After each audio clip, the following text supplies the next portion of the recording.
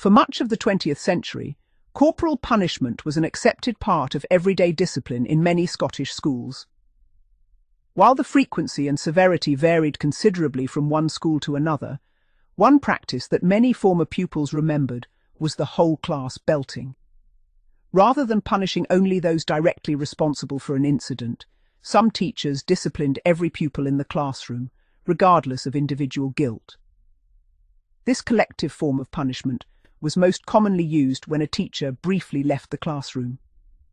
On returning, the teacher might hear loud talking, shouting, laughter, or find the room in obvious disorder.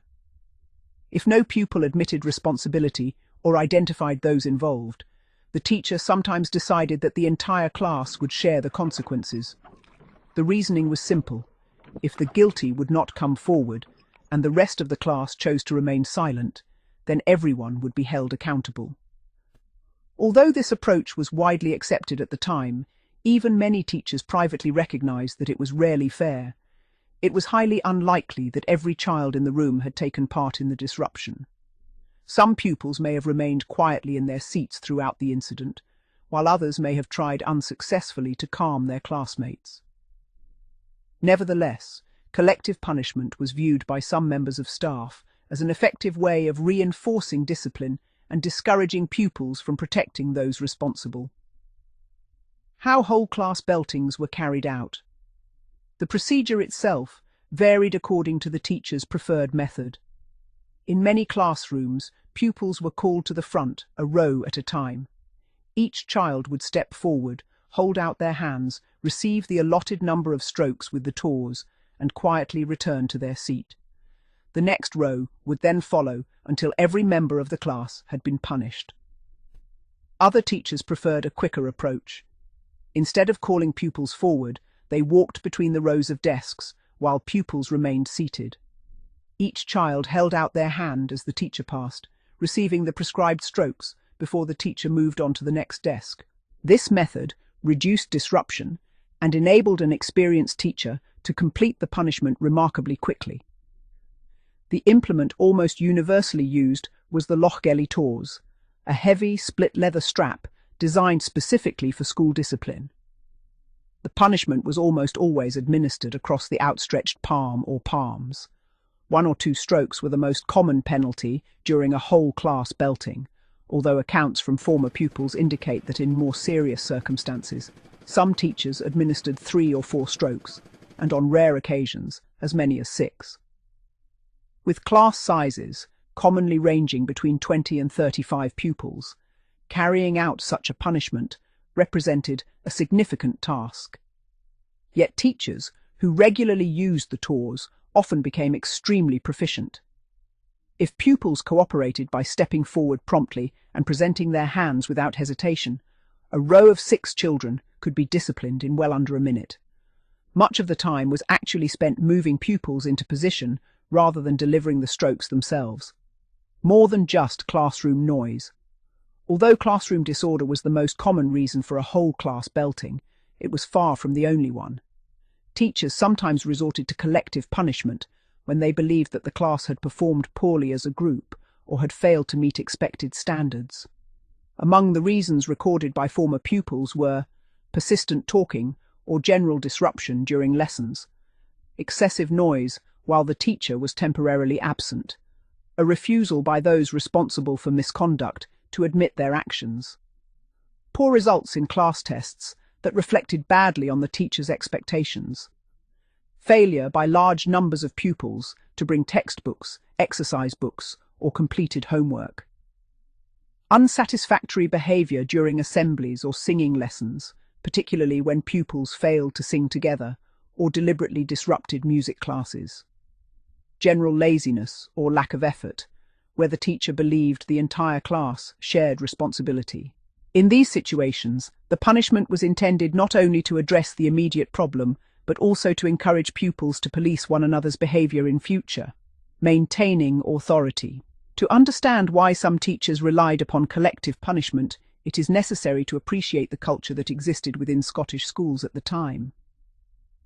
Classroom control was regarded as one of the defining qualities of an effective teacher. A teacher who regularly struggled with discipline risked damaging their professional reputation among colleagues and senior management. Maintaining a quiet, orderly classroom was considered an essential part of good teaching. If a class became noisy whenever the teacher stepped outside for a few moments, it could be interpreted as evidence that the teacher lacked authority. For many teachers, allowing such behavior to pass unchallenged was simply not an option. A whole class belting therefore served a broader purpose than merely punishing the immediate disturbance. It acted as a powerful demonstration that disorder would have swift consequences. Whether every pupil deserved the punishment was often regarded as secondary to restoring discipline and preventing similar incidents from occurring again. In many schools, this approach proved effective. After experiencing a collective punishment once, most classes became noticeably quieter whenever that teacher left the room. Pupils understood that if disorder broke out, everyone might once again share the consequences. Of course, school children remained resourceful. In some particularly lively classes, pupils appointed an unofficial lookout near the classroom door. The lookout listened carefully for approaching footsteps and warned classmates that the teacher was returning, allowing conversations to cease and everyone to appear diligently occupied before the door opened. Speed and routine. Former pupils frequently commented on how efficiently experienced teachers carried out these punishments. There was little hesitation or discussion. Children knew exactly what was expected of them. A well-practiced teacher could discipline an entire class of 30 pupils in only a few minutes. Pupils came forward in silence, held out their hands, accepted the punishment, and returned to their desks, rubbing their sore palms. The process became almost mechanical, with little interruption to the lesson. Those who witnessed such events often recalled that the administration itself rarely lasted more than 5 minutes. The lesson then resumed as though nothing unusual had occurred. The attitude of pupils. From a modern perspective, it can seem surprising that pupils generally complied so readily. Openly refusing punishment was extremely uncommon. During the period when corporal punishment was officially sanctioned, teachers possessed unquestioned legal authority to administer the tores, and most children accepted that authority without protest. Many pupils approached the front quietly when instructed, held out their hands, received the prescribed strokes, and returned to their seats with little outward display beyond the obvious discomfort of burning, stinging palms. Challenging the teacher's decision, arguing about fairness, or refusing to cooperate was almost unheard of and would almost certainly have resulted in a more severe punishment. This compliance reflected the educational culture of the period, in which respect for teachers and acceptance of school discipline were deeply ingrained.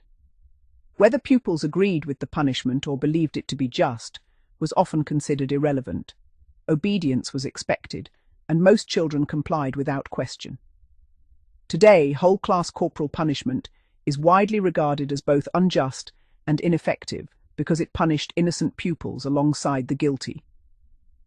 Nevertheless, it remains a significant aspect of Scotland's educational history, illustrating the disciplinary methods that were once considered entirely normal in classrooms across the country.